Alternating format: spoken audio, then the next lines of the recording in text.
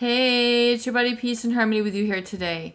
We're going to dive in deep into understanding why a narcissist or a psychopath would shame or humiliate somebody. Why would they engage in such intimidation? Why would they engage in such devaluation? And why would they engage in such devaluation and discarding ultimately? And I really want to dive in deep here so that you can not only dive in deep but rise up and transcend and ascend above this sort of maladaptive treatment from narcissistic or psychopathic others, so you can emerge out of it having learned the lessons and a better person, and really get in touch with the inner trust, the inner knowing, the confidence that can come from learning this lesson and then moving on in your healing journey with a narcissist or a psychopathic individual. So shaming is the feeling that one is inherently flawed. One is not good enough. Someone is inherently has something wrong with them that can never be corrected, that can never be embraced, that can never be loved, that is basically a permanent flaw. And the feeling of shame really results to also not only that inner feeling of being inherently flawed, but it becomes also what is known as an inferiority complex, where one is then it affects how they carry themselves, always shuffling along, looking at their feet, looking down, hiding their face, and eventually this becomes a resultant lifestyle, which one then basically begins to feel like they want to hide. They do not want to show their face. They do not want to show their self. They don't want to show their strengths, their talents, and they become to feel self-conscious. We get a lot of these social anxieties that are resultant of this. A lot of the other unique paranoias or neuroses that come with, fear of blushing or feeling of being found out. All these sort of inhibitory mechanisms that are all springing forth from this being shamed as a youngster, a young adult. And the humiliation is also along those same lines from a narcissist or psychopathic individual, where they make you feel not only embarrassed, but it's also tinged with a touch of disgust or scorn or hate. So it's kind of like there's a very complex sort of situation when someone is trying to humiliate you. So they're really just trying to make fun of you for a resultant weakness, and then tinged with a dislike or hatred or a lack of approval. And so holding back this acceptance, or holding back this belonging or feeling of accepted or being embraced for who you are, is what we call shame and humiliation. And a narcissist or a psychopath will engage in this, and this sort of disrespect is a way to keep people emotionally manipulated and controlled so that they can have the resultant power and control over others. And a narcissist or a psychopath is an individual who has an insatiable need to have control and manipulation over others.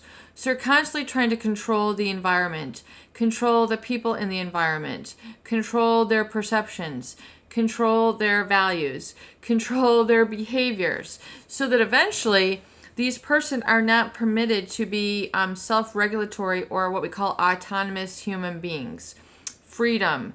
Autonomous means the ability to act on your own and be self-governing, self-controlling, self-trusting, believing in oneself, attended to really the inner knowing that one is okay. The one is able to behave, think, and feel in ways that are not only self-supportive, but supportive to, the larger big picture as a whole.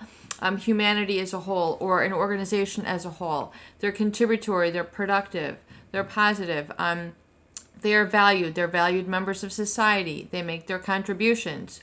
And if a narcissist or a psychopathic individual can make you feel shamed or humiliated, basically then they have what they want. And what they want is the resultant control over you. So whether it's seeing you down, seeing you depressed, seeing you anxious, seeing you dysfunctional, gives them an inner satisfaction. And this is also, considered very sadistic, which means people who take pleasure from seeing other people suffer.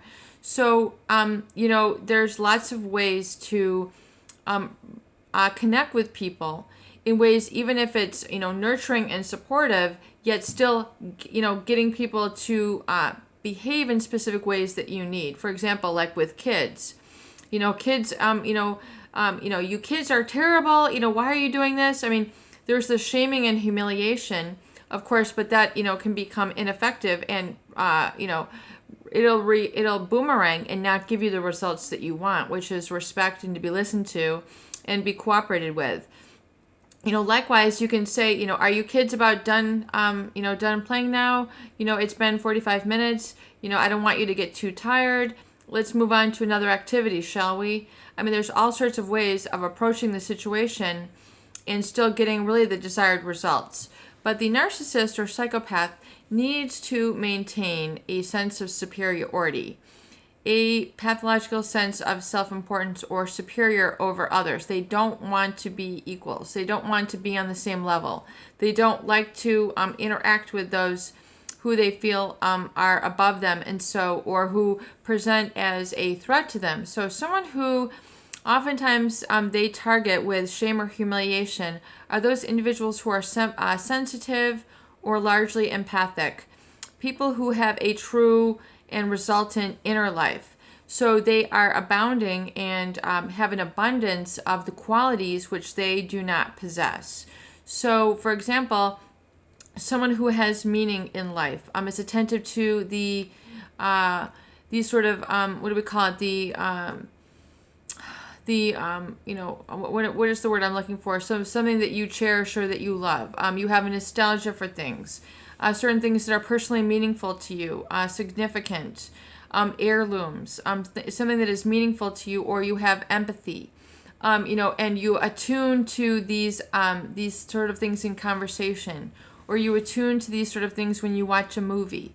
You attune to these things in the very relationship itself, and you're aware of the sabotaging effects of others, not only unto themselves, but to others. So you have a sensitivity for this. You have an awareness of this. Well, they are going to want to basically, annihilate that perspective. So anything that would be of a threat to them, which would be somebody who has the very qualities which they do not possess. So if you are empathetic, so if you are sensitive and aware of and have a strength for understanding the feelings, needs, wishes of others, and you are kind of a peacemaker and you want others to get along, and you resultantly try to be the peacemaker and try to resolve issues, they are going to, they're going to perceive you as a threat because you are abounding in the qualities which they do not possess. So they don't want interference. They do not want conflict. They do not want to be called out, shut down for being the leader, the superior one. So they're going to basically try to shut you down. They're going to try to annihilate your perspective. They're going to invalidate your perspective. They're going to tell you that's weak. That doesn't mean anything. You need to be strong when you are strong, but they are going to perceive these qualities which you possess as a weakness, because the narcissist or psychopath generally will scoff at those individuals who have that emotional repertoire for love, for consideration, for compassion, for empathy. The narcissist and the psychopath will engage in relationships only to the degree that it increases or enhances their status, how they look on the outside, their greed, if it feeds their ego, if it feeds their greed principle, their pleasure principle. They will engage, in those sort of relationships, is very much kind of a superficiality or appearing only from the outside.